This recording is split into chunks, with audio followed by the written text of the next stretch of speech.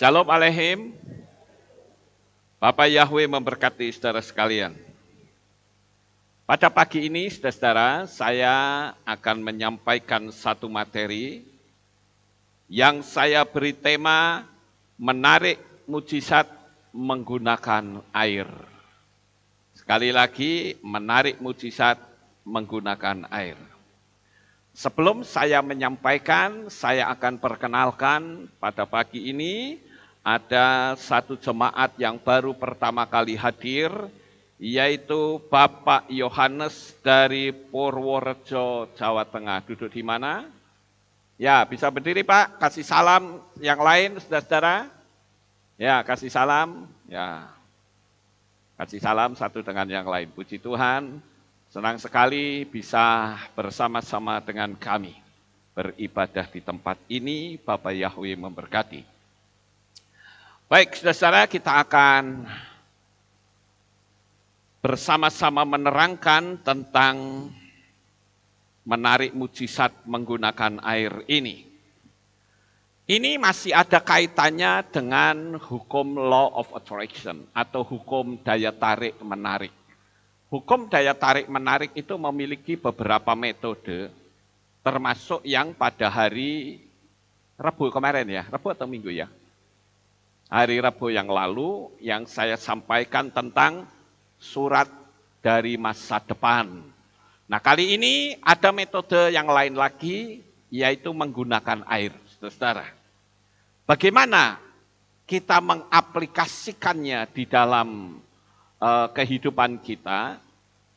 Untuk itu saya akan ajak untuk kita membaca terlebih dahulu ayat firman Tuhan, supaya kita ngerti dasarnya, saudara. Baru setelah nanti kita tahu dasar-dasarnya, saya menerangkan bagaimana cara menerapkannya dalam kehidupan kita. Sebab kalau saya tidak kasih dasar, nanti saudara menganggap ini pengajaran nyimpang dari firman Tuhan. Pengajaran ini model kayak dukun. Bisa seperti itu, karena enggak paham, saudara-saudara. Kita akan baca terlebih dahulu, Bapak Ibu, ya, yaitu di kitab Melehim Bet atau Dua Raja-Raja pasal 2 ayat 19 sampai 22. Kalau saudara yang membawa kitab suci boleh dibuka. Yang tidak membawa cukup dengarkan saja. Saya akan menerangkan ini perlahan-lahan. Saya berharap saudara bisa menyimaknya. Yang kurang paham, saudara boleh tanya nanti setelah saya akhiri materi ini. Juga bagi saudara yang mengikuti streaming, saya persilahkan saudara bisa menyimaknya. Kalau enggak paham, saudara boleh tanya. Saya akan bacakan terlebih dahulu Melehim Bet atau Dua Raja-Raja pasal 2 ayat 19 sampai 22, demikian bunyinya. Dan orang-orang di kota itu berkata kepada Elisa, "Lihatlah sekarang, letak kota ini baik sebagaimana tuanku melihatnya. Tetapi airnya jelek, dan tanah ini menyebabkan kemandulan." Lalu ia berkata, "Ambillah sebuah pinggan baru bagiku, dan taruhlah garam di dalamnya." Maka mereka membawa pinggan itu kepadanya. Kemudian dia keluar ke mata air dan melemparkan garam di sana serta berkata, "Beginilah Yahweh berfirman, Aku telah menyehatkan air ini, maka tidak akan ada lagi kematian dan kemandulan. Dan air itu menjadi sehat sampai hari ini, sesuai dengan perkataan Elisa yang telah dia katakan." Sampai di sini pembacaan kitab suci kita. Bapak Ibu Saudara, kita di sini diberitahu tentang sebuah kisah ada satu kota yang bagus, letaknya itu baik, tetapi sayangnya airnya tidak baik. Sehingga di kota itu banyak orang yang mengalami kemandulan.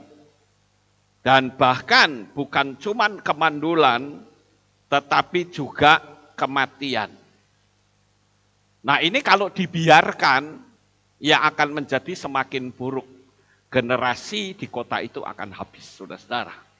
Lalu Elisa memberi metode supaya air itu menjadi sehat. Dia ambil pinggan, dikasih garam, melemparkan ke air, lalu Elisa menubuatkan. Dan kitab suci mengatakan seluruh air itu menjadi sehat sampai hari ini. Nah, sekarang saya akan mengambil metode ini, ya, metodenya Elisa ini dengan pola yang sedikit berbeda, tetapi mirip, saudara-saudara. Dan saya mempelajari ini sebetulnya sudah sangat lama, tetapi saya belum menerapkan kepada saudara. Kalau saya sampaikan, saya kemarin coba ingat-ingat kapan ya saya pernah menyampaikan itu. Ternyata saya pernah menyampaikan pada tanggal 17 September 2006. Jadi sudah cukup lama ya Bapak Ibu, tetapi saya tidak mengunggahnya ke YouTube. Jadi saya akan mencoba untuk kembali menerangkan hal ini dan saya berharap saudara bisa memahami dan mempraktekkannya di rumah masing-masing. Nah, Bapak Ibu yang terkasih, kenapa saya perlu menerangkan tentang dasar ini? Saya ambil dari kitab suci, karena jangan sampai saudara berpikir bahwa apa yang saya sampaikan ini dari dukun. Tidak, saudara-saudara. Saya katakan bahwa setan itu tidak pernah bikin hukum yang baru. Amin. Dia hanya bisa meniru. Saya ambil contoh. Siapa yang pertama kali membuat air menjadi darah? Bapak Yahweh. Lalu ditiru oleh ahli-ahli sihir. Jadi kalau sampai ada orang bisa membuat air menjadi darah atau air menjadi anggur, itu metodenya siapa? Metodenya Tuhan, ya Bapak Ibu. Nah, kita melihat saat Moshe bikin tulah di Mesir yang tadi saya sebut, ditiru oleh ahli-ahli sihir. Jadi ahli sihir atau dunia setan itu hanya bisanya meniru. Dia tidak bisa hukum baru.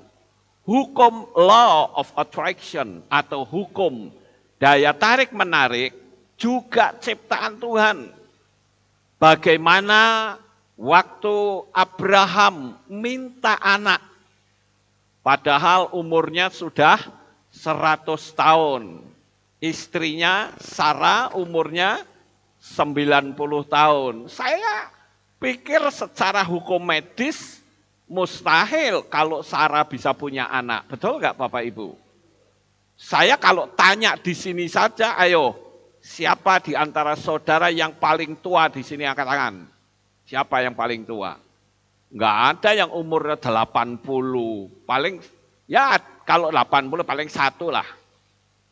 Sekarang apa yang kita pikirkan kalau orang umur 80 pingin punya anak, saudara-saudara? Apakah itu bisa? Secara medis tidak bisa. Tetapi kalau sampai dia punya anak, wah geger gak saudara? Wah geger, pasti rame saudara-saudara. Lah ini Sarah ini 90 tahun loh.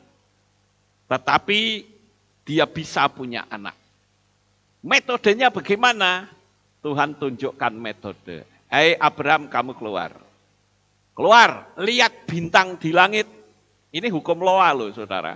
Hukum daya tarik menarik. Kamu lihat bintang di langit. Ya lihat ke langit gitu. Lalu Tuhan bilang, ayo hitung bintang-bintang itu.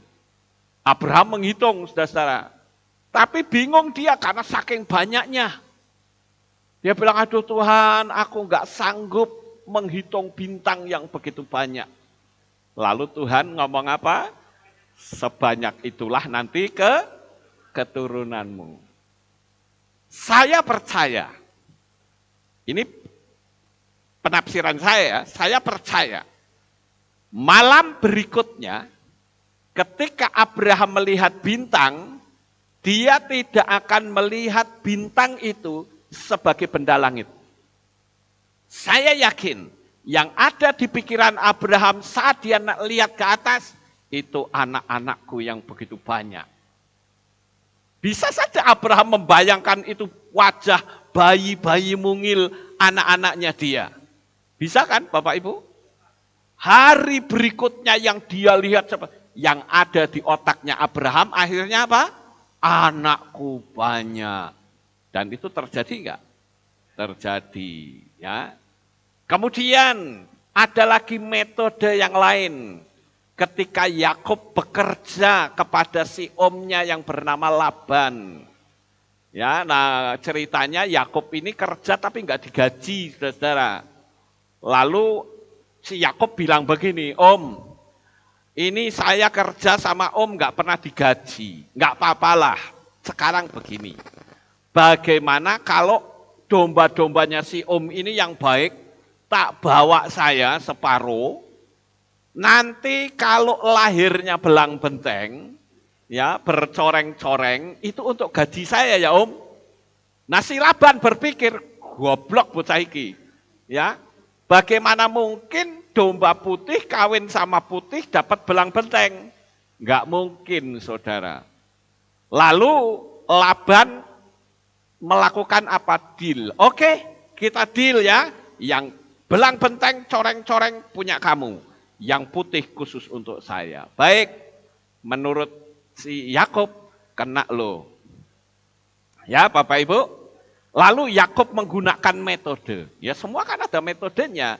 Karena alam supranatural itu punya hukum sistemik. Punya metode. Nah pada waktu itu, separuh dari domba-domba punyanya si omnya ini, Om Laban, dibawa separuh. Nah, separuh saja itu masih dipilih sama Yakub. Yang benar-benar bibitnya hebat dikumpulin sendiri. Yang jelek-jelek ditaruh sendiri. Tujuannya apa? Yang jelek-jelek biar lahirnya anak putih. Nanti kan nggak ketahuan, ya nggak Bapak Ibu? Kalau lahirnya belang benteng, wah untuk gaji Yakub. Oke, sekarang yang putih kita abaikan. Sekarang domba-domba yang bagus diprogram otaknya oleh oleh si Yakub, saudara-saudara. Yakub dalam kitab suci dikatakan mengambil daun pohon hawar, daun pohon badam dan berangan. Ini menurut kitab suci ya. Lalu daun-daun itu dicocok-cocok, kemudian ditaruh di palungan. Ditaruh lagi di kandang. Ditaruh lagi di tempat biasa domba-domba itu berkelamin.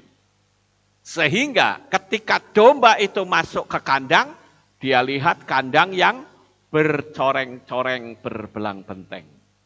Waktu dia mau minum, dia lihat belang benteng karena palungannya diberi daun-daun tadi berbelang benteng. Kemudian ketika domba itu berkelamin, juga yang dilihat belang benteng. Akhirnya kitab suci menulis anaknya jadi belang benteng. Akibatnya apa saudara? Yakub menjadi kaya. Itu metode saudara-saudara. Nah begitu juga metode yang akan saya ajarkan kepada saudara sekalian. Ini sudah saya sampaikan tanggal 17 September beberapa tahun yang lalu, tepatnya 2006. Sekarang ya saya tahu ini karena ada tanggal pembuatannya di sini. Ya, ini tanggal pembuatan. Dan saya menyampaikannya, tetapi tidak saya upload.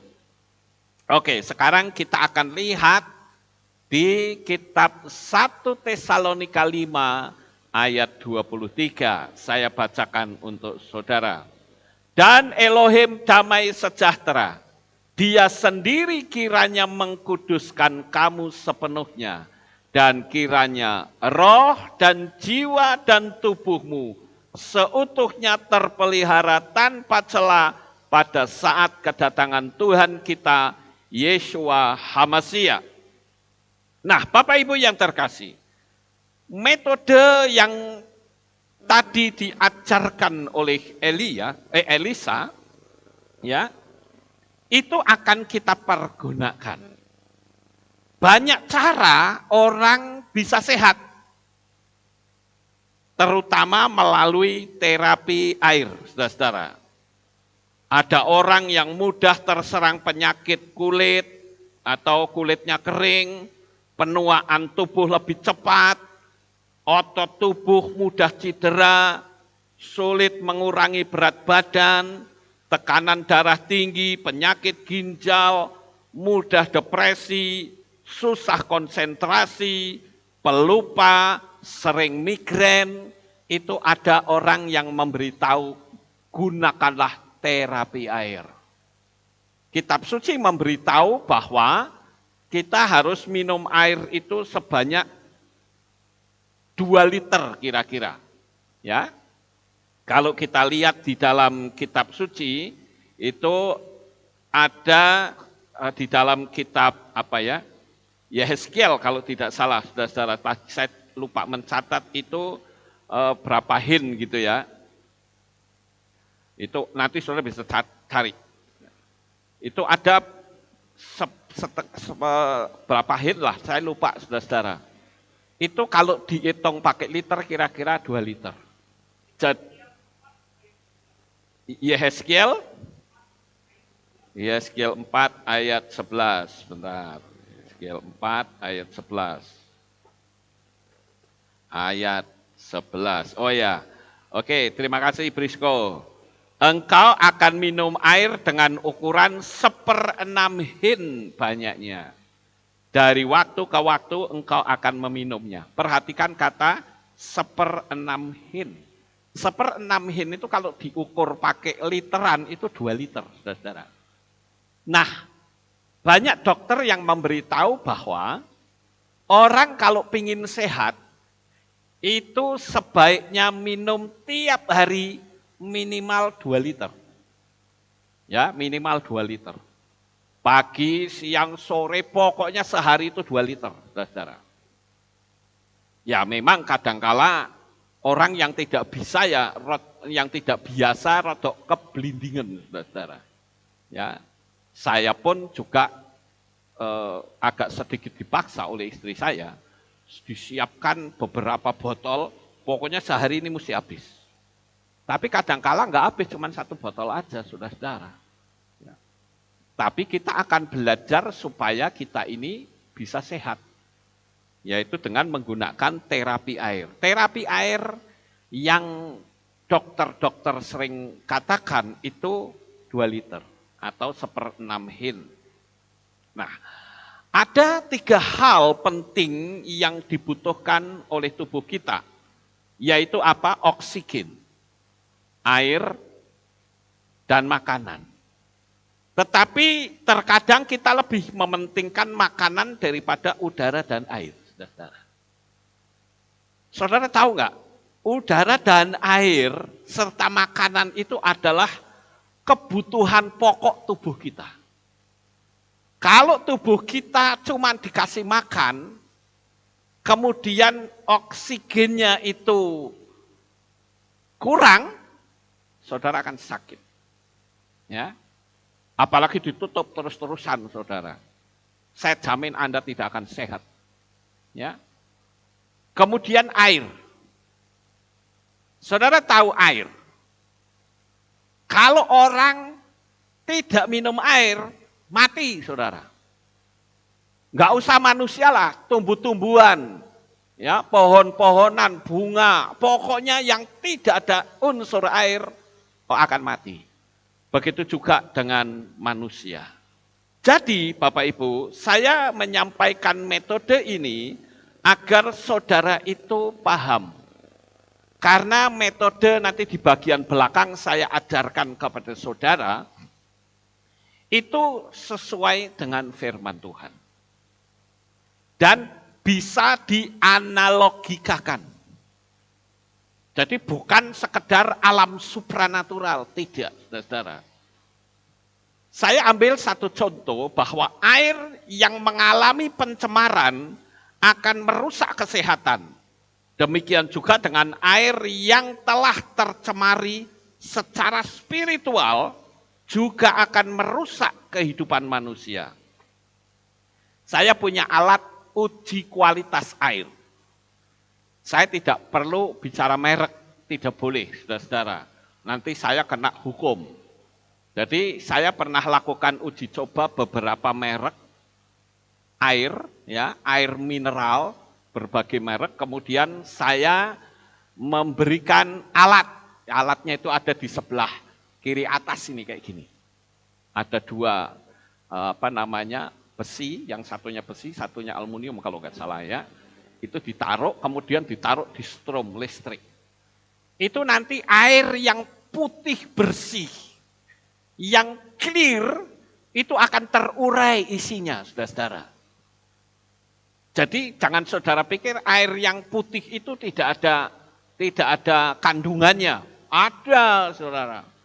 Kalau kita lihat secara kasat mata ya enggak ada yang putih, kok enggak ada apa-apa kita minum. Tapi kalau kita pakai alat tester yang saya punya, itu isi kandungan dari air itu terurai. Dan yang terjadi uraiannya itu macam-macam. Nah ini, yang ada di bawah ini ya.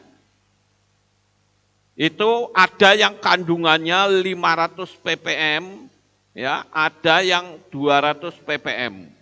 Semakin tinggi ppm-nya itu semakin keruh. Itu di dalamnya ada lumutnya, ada kandungan besinya, macam-macam kandungannya, saudara-saudara. Nah, itu yang saya katakan bahwa air itu bisa dianalogikakan. Dan kalau air itu tercemar, maka yang terjadi molekul air itu akan rusak. Tetapi kalau air itu tidak tercemar, apalagi sering kita ucapkan kata-kata yang baik terhadap air, maka molekulnya akan membentuk heksagonal yang sempurna.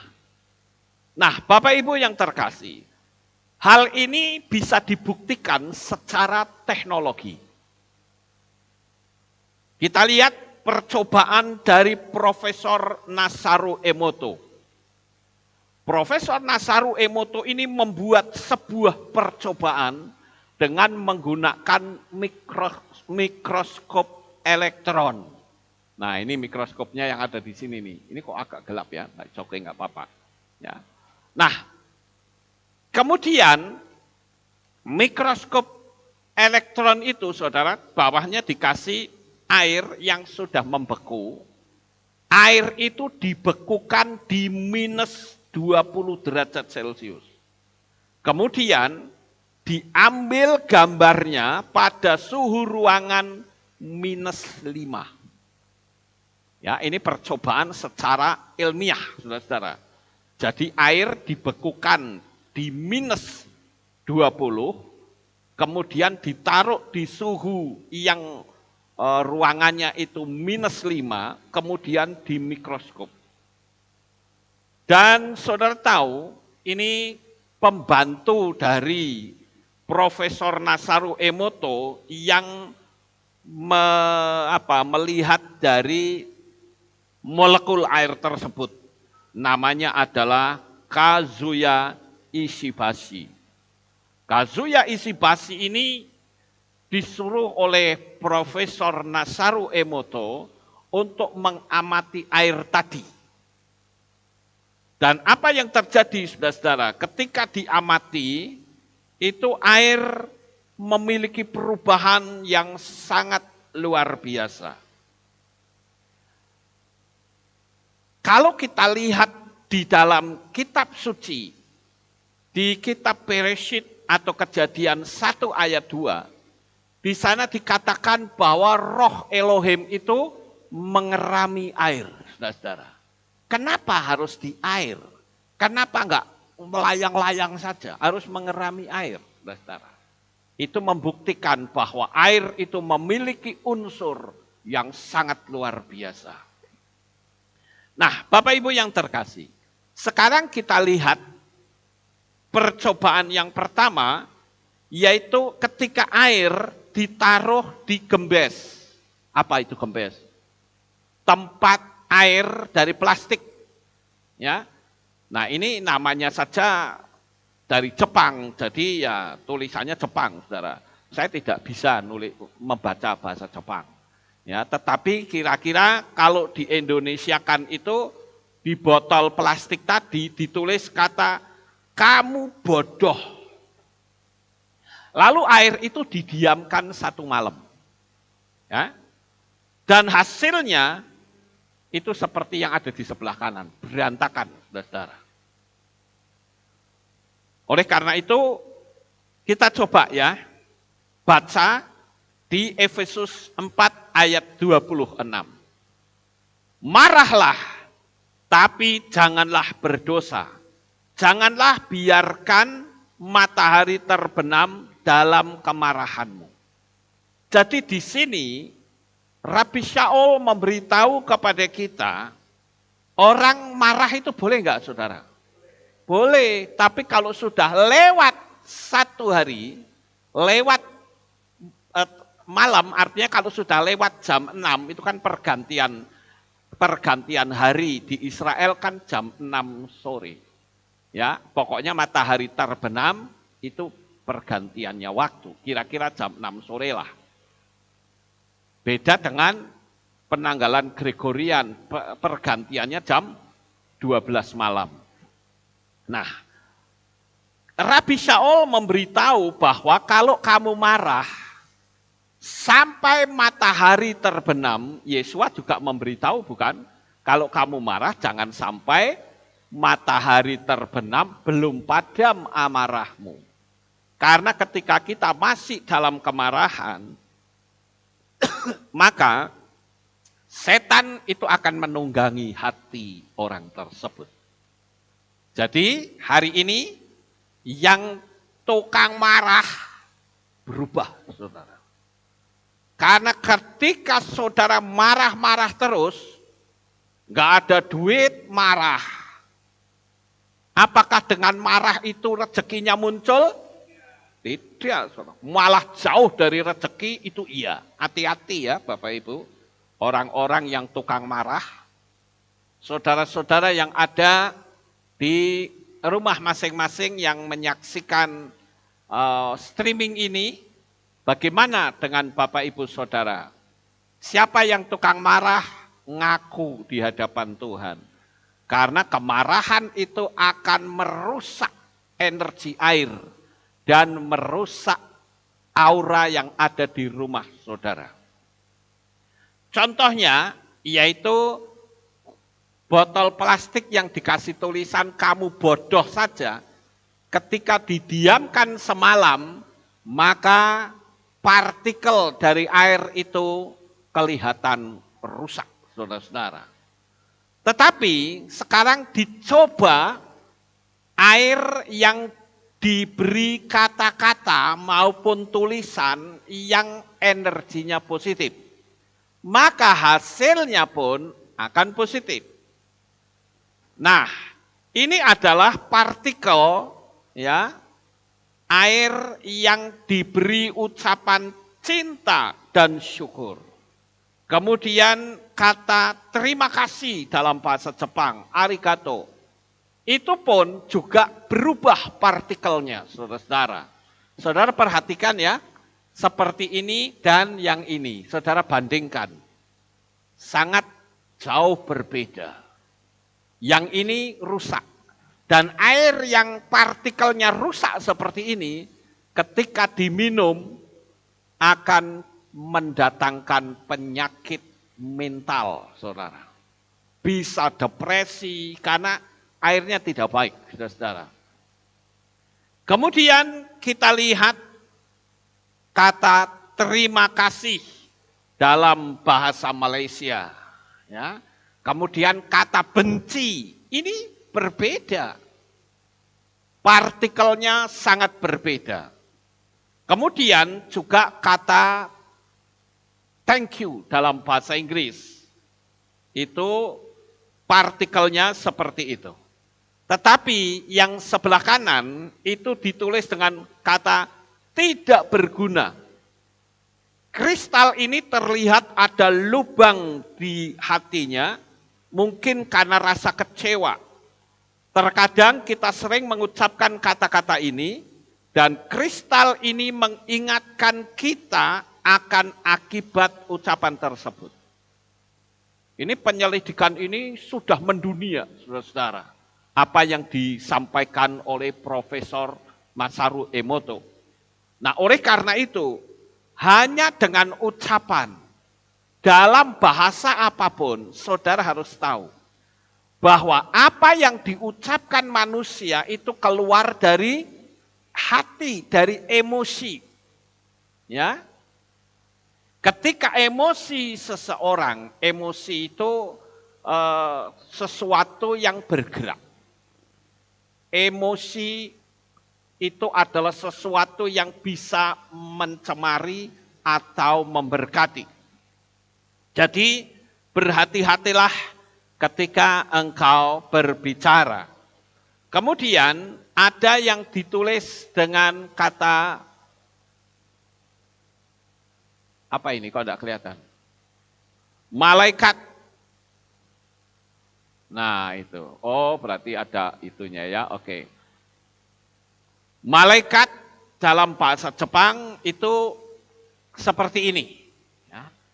Sementara kata setan itu kacau, saudara-saudara. Coba kita renungkan, kok bisa ya? Air saja bisa berubah molekulnya. Ya.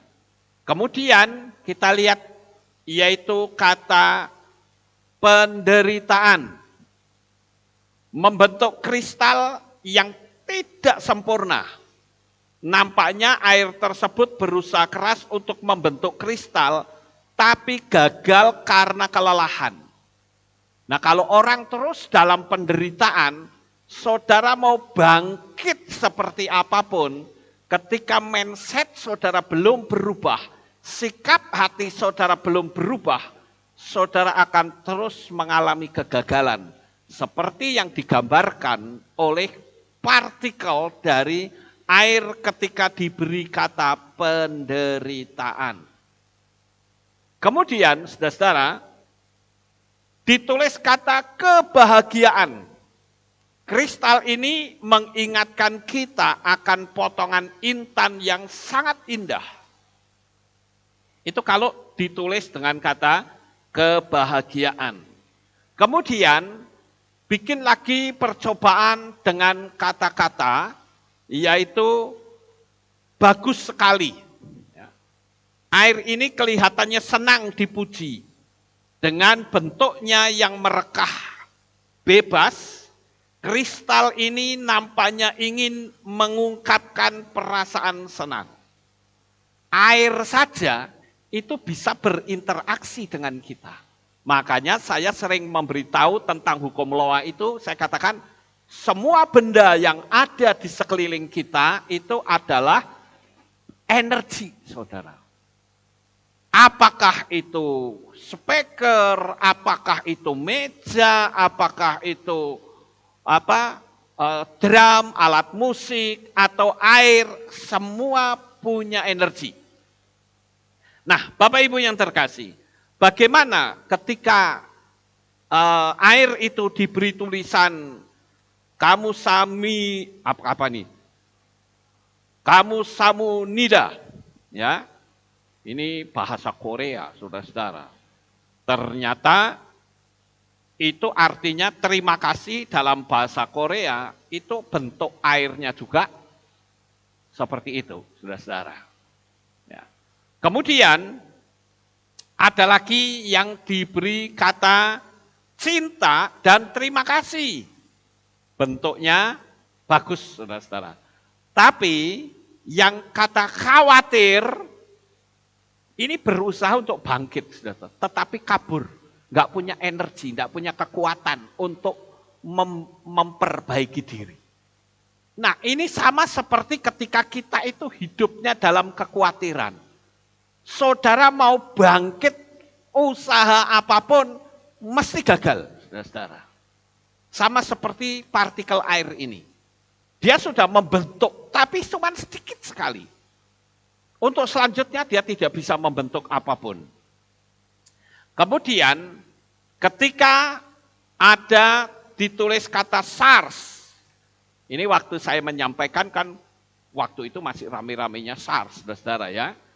Maka yang terjadi ya, kristal kelihatan takut, mungkin merasa diteror. Sama seperti sekarang.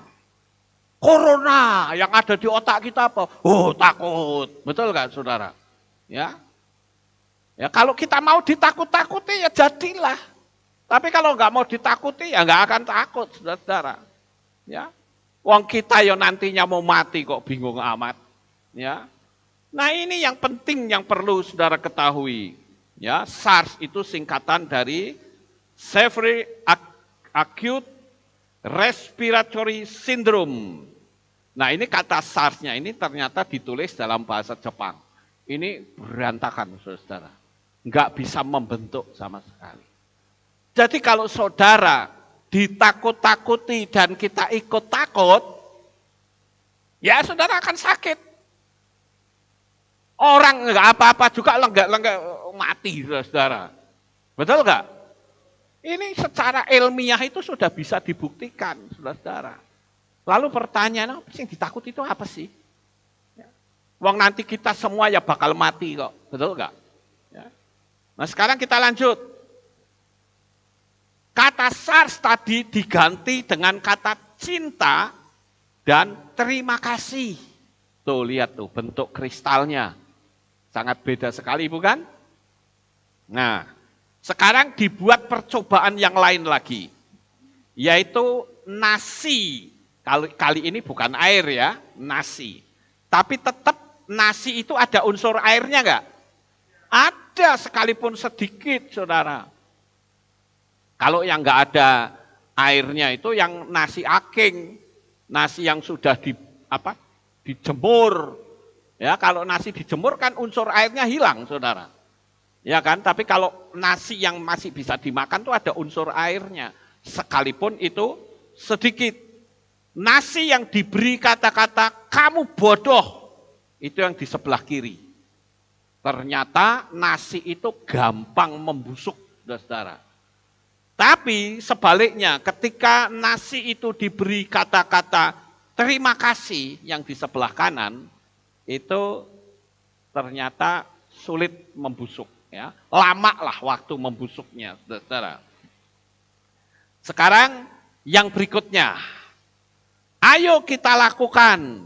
Nah, ini kata-katanya, bahasanya ini kayak ajakan. Saudara. Ayo kita lakukan.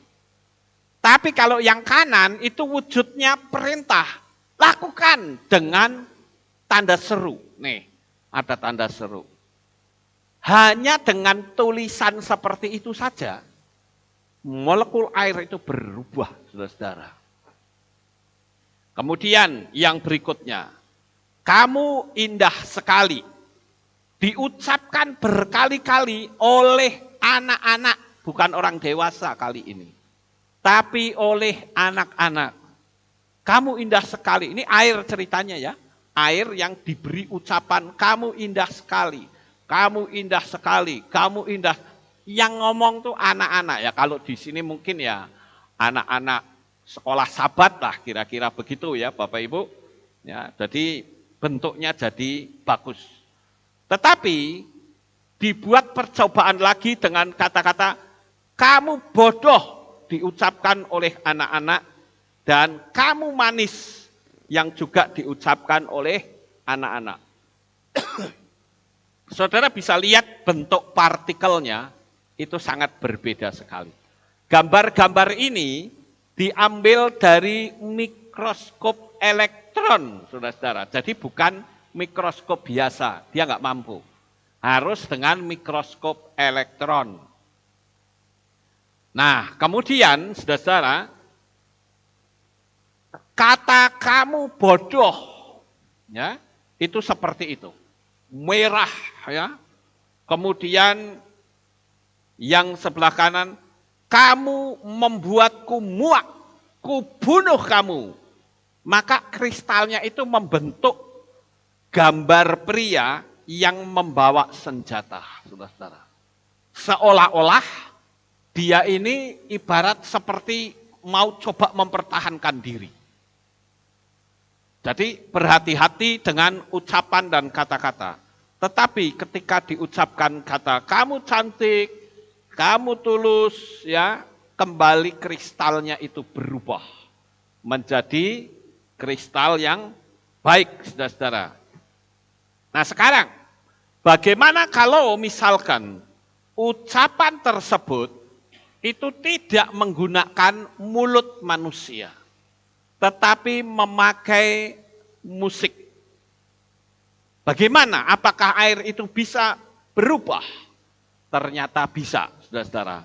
Ini air ditempatkan di antara dua speaker dan diberi alunan musik. Apa yang terjadi? Percobaan itu membuktikan. Yang pertama, yaitu diberi musik Beethoven Symphony Number 5. Itu jadinya seperti itu. Ya. Kalau saudara pengen dengar musiknya kayak apa, cari saja di internet. Ada, saudara, kalau pengen dengar. Kalau enggak ya udah, saudara percaya saja apa yang saya sampaikan. Ya. Kemudian yang kedua yaitu Beethoven. Ini seorang komposer, ya. Beethoven Symphony Number 6. Kemudian yang berikutnya, yang ketiga, Chopin, ya, Etude in E mayor, ya, ini musik di Etude in E mayor.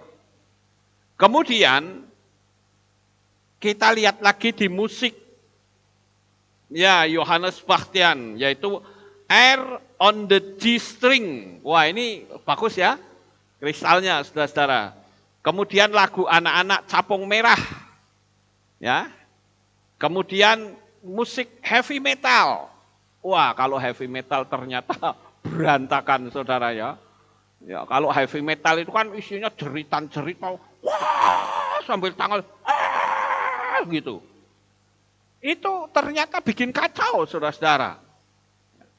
Nah, saudara bisa lihat itu, hanya dengan musik saja kristal air berubah sama sekali. Kemudian, ini lagu Arirang dari Korea. Kemudian Mozart Symphony Number 40, ya. Kemudian ini tari kecak dari Bali, Indonesia.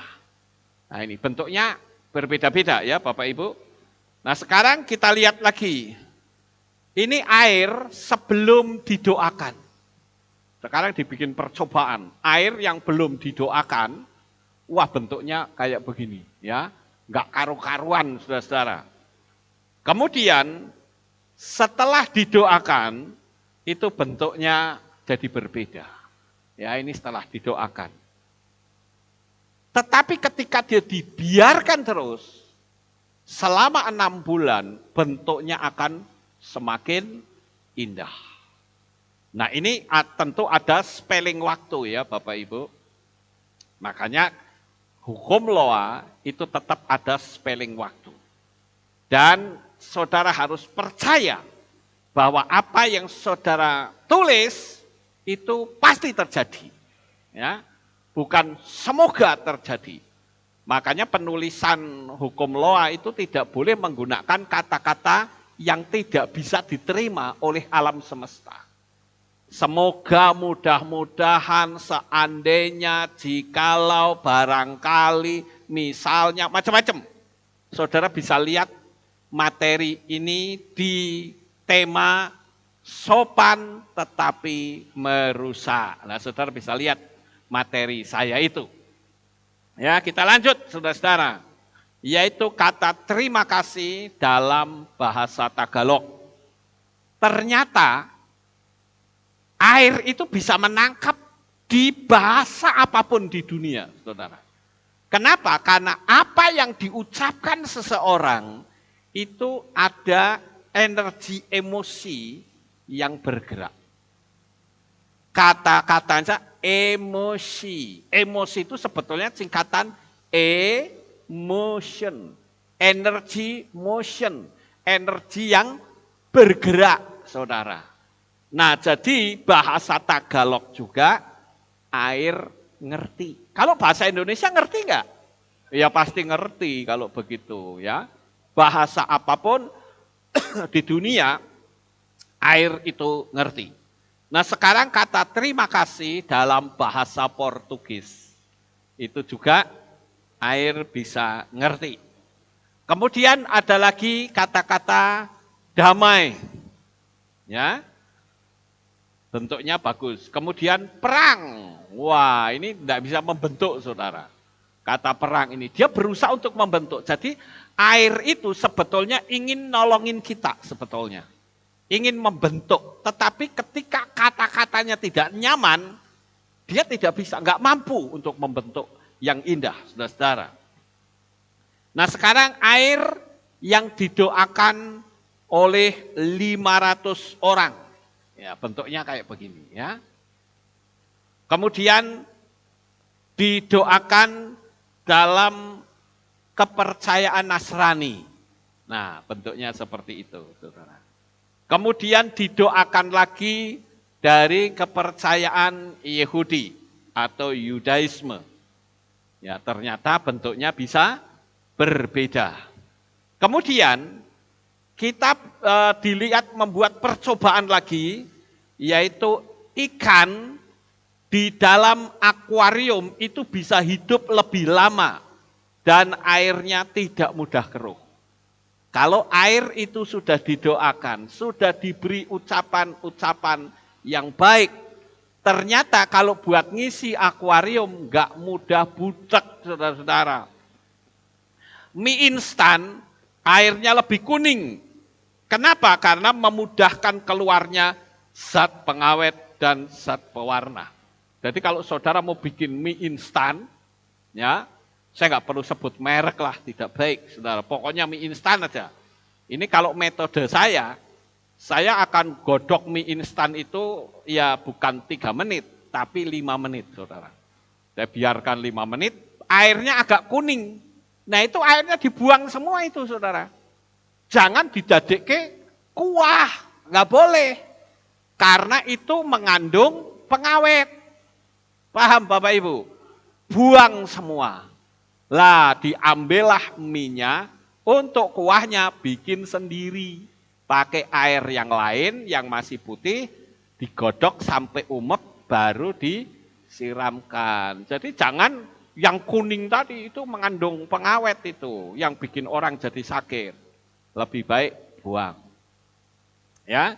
Nah, kemudian setelah makan pedas dan kumur dengan air heksagonal yang sudah diberi ucapan, maka pedasnya itu akan menurun drastis, saudara.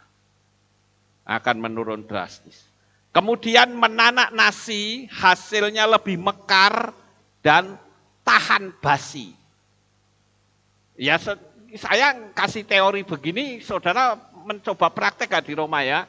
Saya kira dicoba praktek, saudara. Supaya kita ini menjadi sehat. Dan bukan cuma sehat, tetapi kita bisa mempraktekkan pola ini untuk mendatangkan mujizat. Amin. Nah, sekarang saya akan tunjukkan kepada saudara bagaimana metodenya. Saya bisa minta tolong salah satu naik ke atas untuk membantu saya. Ya, ini saya ada bawa gelas, saudara-saudara. Ya. tolong dibantu saya, siapa yang mau ya Pak Yakobus, silahkan. Nah ini begini, saya kasih tahu caranya ya. Tak kasih tahu caranya. Ini karena di sini gak ada meja, jadi Pak Yakobus jadi mejanya. Ya, oke. Ini pegangin dulu ya. Begini, saudara. Ini ada air. Air ini dimasukkan ke gelas terlebih dahulu. Masukin ke gelas. Ini metodenya begini.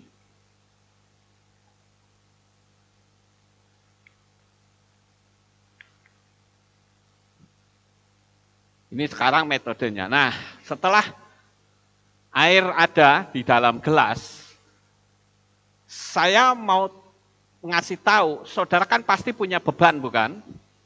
Utangnya banyak, kemudian apa lagi? Ya, sekolahnya gagal misalnya, apalagi rumahnya kontrak terus, apalagi ya macam-macam lah. Nah, saudara tahu, yang harus saudara lakukan adalah air ini dipegang. Kemudian saudara mengucapkan kata-kata kondisi keadaan sekarang. Ngomong di depan air. Saat ini rumah saya kontrak terus. Saya juga keuangannya sangat berat. Bagi saya, uang 50.000 itu besarnya luar biasa. Dan saat ini saya tidak memiliki kebahagiaan. Rumah tanggaku nyaris berantakan. Dan hari ini aku merasa hidupku tidak tenang. Aku dikejar-kejar oleh rasa takut. Sudah kan? Selesai nih ya, unek-uneknya sudah masuk ke sini. Ya Bapak Ibu, masuk ke sini. Lalu apa yang harus kita lakukan? Kita ambil pulpen, kemudian nulis dalam sebuah tulisan dan ditempel di gelas yang kosong ini. Ya, ditempel di gelas. Saudara bisa pakai apa itu? Yang nempel cuma sebentar itu apa namanya itu? Kertas yang cuma nempel sebentar itu loh. Posit kalau nggak salah. Ya, posit itu. Atau tulis kertas seperti ini juga nggak apa-apa. Ditempel pakai lem.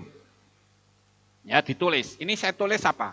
Hidupku penuh sukacita, sehat dan bahagia, bebas finansial, rumah tangga penuh damai, iman bertumbuh, tubuh sehat.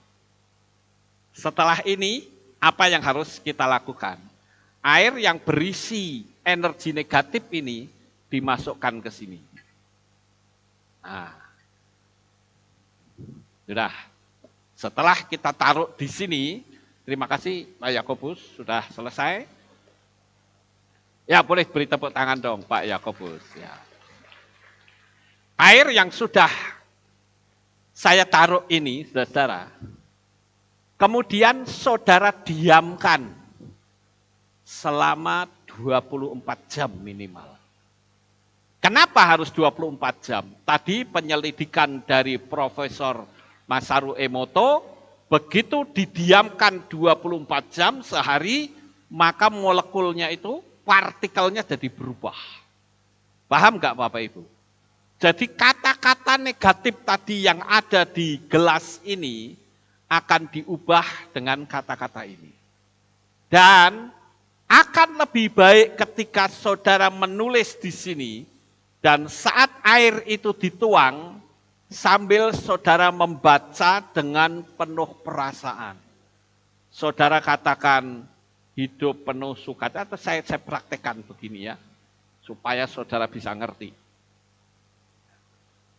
Ini kan yang energi negatif tadi, ya kan? Terus saudara menuangkan ini dengan perlahan sambil saudara mengucapkan kata-kata. Hidupku penuh sukacita, sehat dan bahagia, bebas finansial, rumah tangga penuh damai, iman bertumbuh, dan tubuh saya sehat. Sambil saudara menuang ini dengan perasaan bahagia. Ngerti enggak? Jadi perasaan negatif tadi jangan dibawa ke sini, saudara. Tidak boleh. Ngerti ya Bapak Ibu? Ya, jadi setelah itu dibiarkan selama 1 malam atau 24 jam. Baru setelah itu besok paginya saudara minum.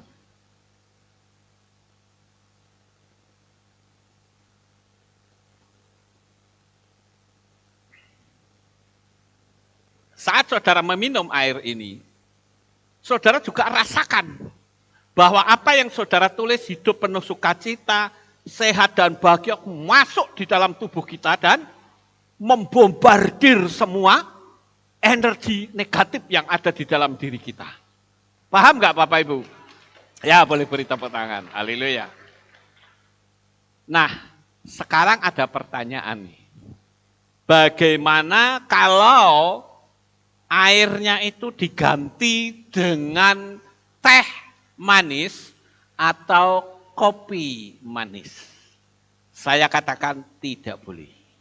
Ya, jadi jangan mau enaknya ya saudara. Nanti saudara, kalau saya nggak terangin begini, saudara main aku nggak suka air putih, pakai kopi saja, ya, atau pakai Coca-Cola atau teh gitu, teh manis, nggak boleh saudara. Ya, jadi itu yang harus saudara pahami.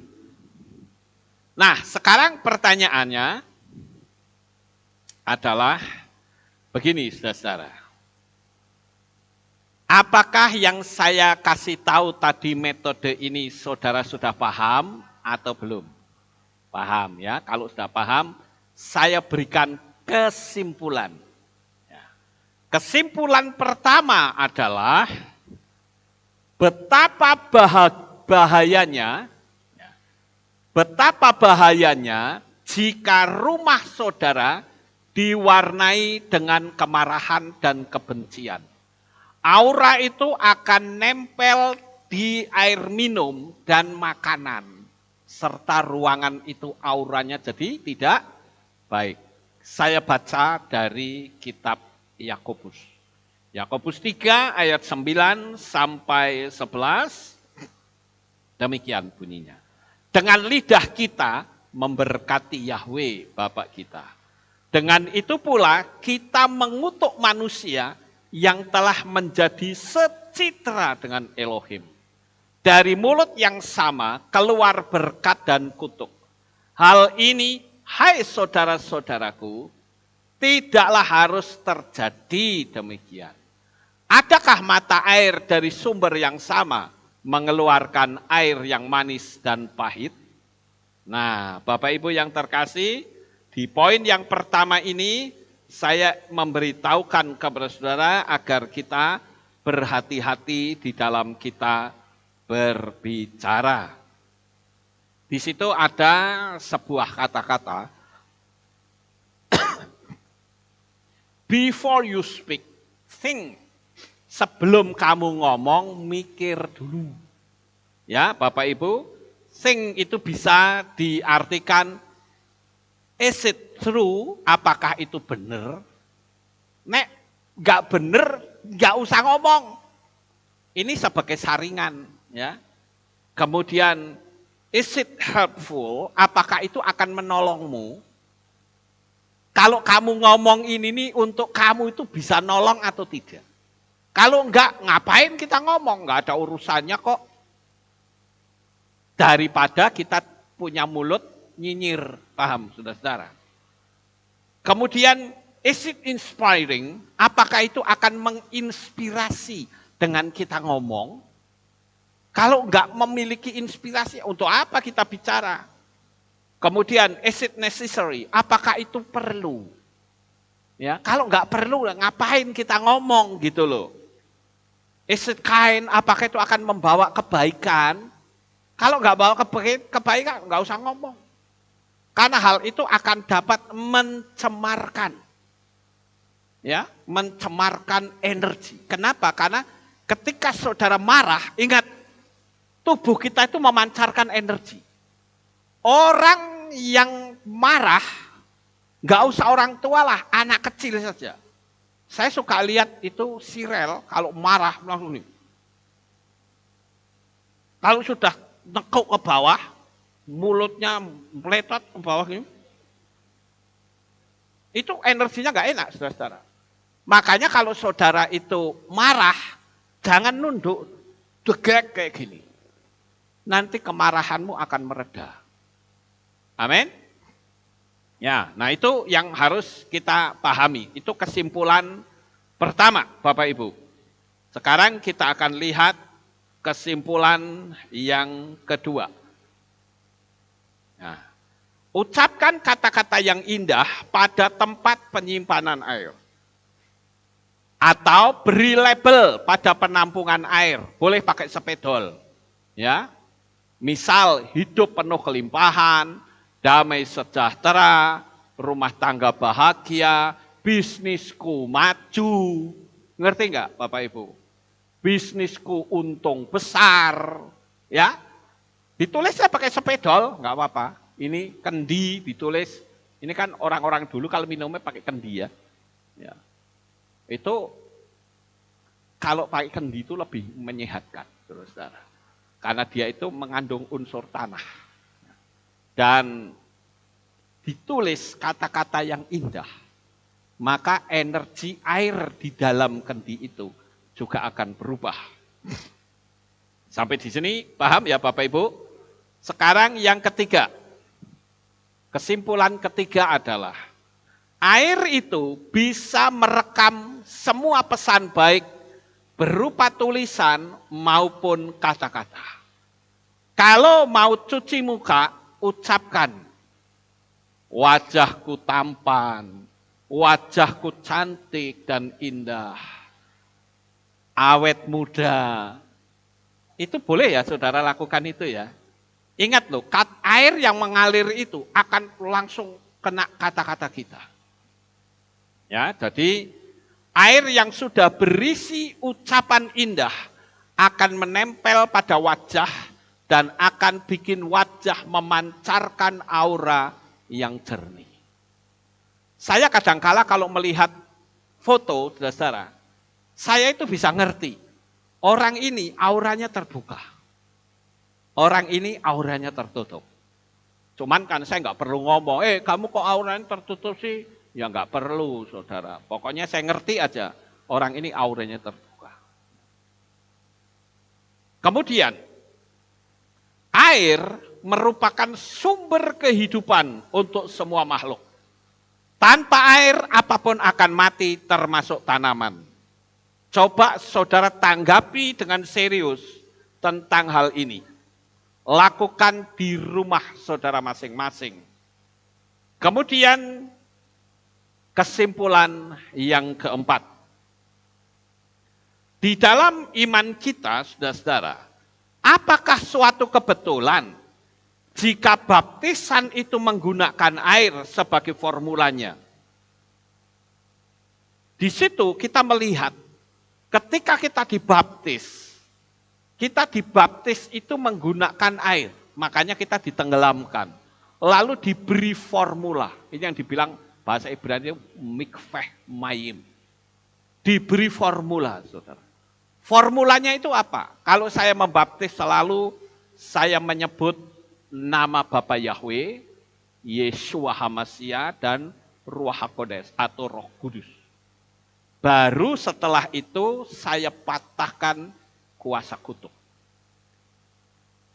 Ini membuat iman kita akan bertumbuh. Karena Tuhan tahu bahwa air itu memiliki kekuatan spiritualitas yang sangat tinggi.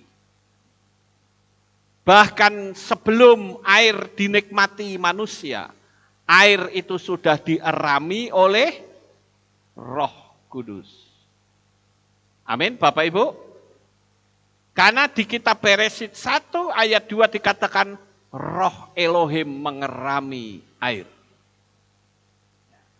Kemudian yang kelima,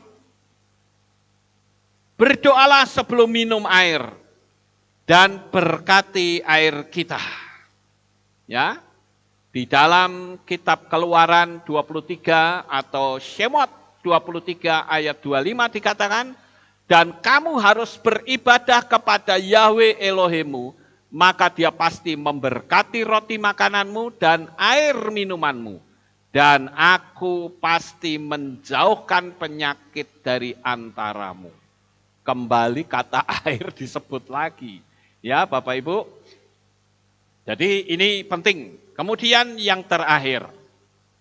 Air itu dapat mentransferkan energi kasih kepada suami atau istri, anak-anak dengan ucapan-ucapan yang baik dan membangun pada sumber-sumber air dan minuman mereka. Jadi kalau saudara yang punya gentong isi air atau mungkin tempat penampungan air, coba tempelin label itu. Saudara tulis, usahaku laku keras, usahaku makin diberkati. Kan kata-katanya seperti itu ya. Jadi saudara akan bisa menikmati minuman air. Bukan saja air yang membuat kita melepaskan dahaga, tetapi air itu sudah terisi oleh energi supranatural yang baik, dan hidup saudara akan penuh dengan mujizat-mujizat besar, dan saudara akan berkata, aku milik Bapa Yahweh yang penuh kemenangan. Sukses besar untuk saudara. Bapa Yahweh memberkati. Haleluya. Kita tunduk kepala dan kita akan berdoa. Kami mengucapkan terima kasih dan syukur kepadamu ya Tuhan. Kami bersama-sama telah mendengarkan renungan firman-Mu. Biarlah apa yang kami renungkan pagi ini menjadi berkat bagi anak-anak-Mu dimanapun mereka berada. Terima kasih ya Bapa Yahweh. Inilah doa syukur yang kami naikkan di dalam nama Adonai Yeshua HaMashiach. Kami sudah berdoa. Amin. Haleluya.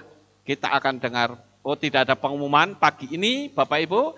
Kita akan akhiri kebaktian kita. Saya mengundang jemaat Tuhan kita bangkit berdiri. Kita akan tutup dalam doa. Terima kasih Bapak Yahweh. Selesai sudah ibadah kami dari awal pertengahan sampai pada akhirnya. Sebentar lagi anak-anak-Mu akan pulang ke rumah mereka masing-masing. Kami mohon jaga lindungi peliharakan mereka sampai di rumah dengan selamat. Pertemukan kembali pada jam-jam ibadah mendatang di dalam ikatan tali kasih-Mu. Terima kasih ya Tuhan. Inilah doa syukur yang kami naikkan kepadamu. Di dalam nama Adonai Yeshua HaMashiach. Kami sudah berdoa dan mengucap syukur. Mari kita angkat tangan kita. Dan kita akan menerima berkat Kohanim. Haleluya. Yevarech Yahweh wa yismereka. Amen. En yehi rotso. Yair Yahweh panau eleka. Wihuneka.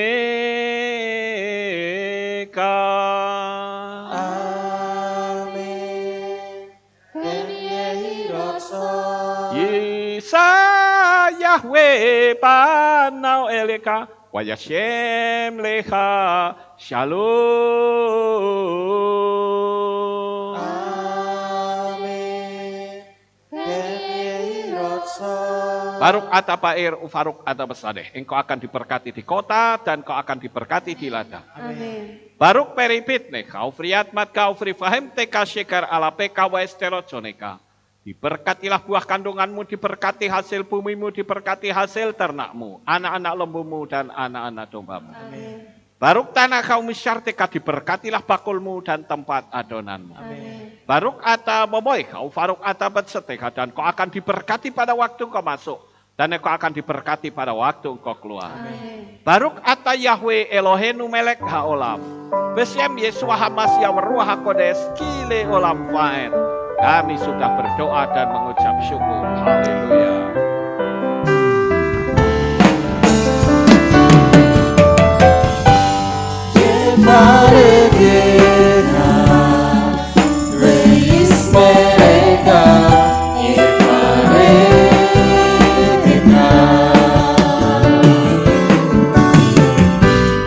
Yahweh, Yahweh, Bangga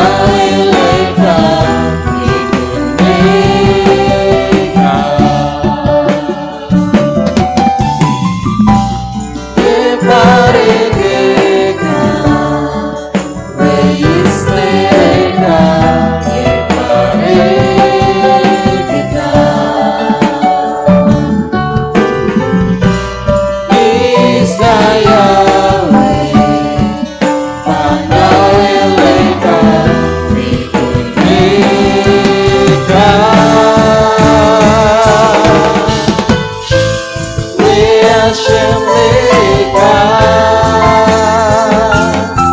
Shalom, shalom. We Hashem Lekah. Shalom, shalom. Mereka, Reis mereka, mereka. Ayo selamat pulang, Bapak Yahweh memberkati.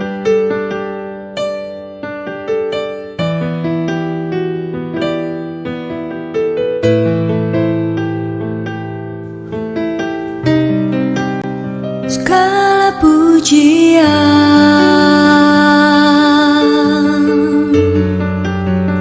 hanya untuk-Mu Tuhan, segala kehormatan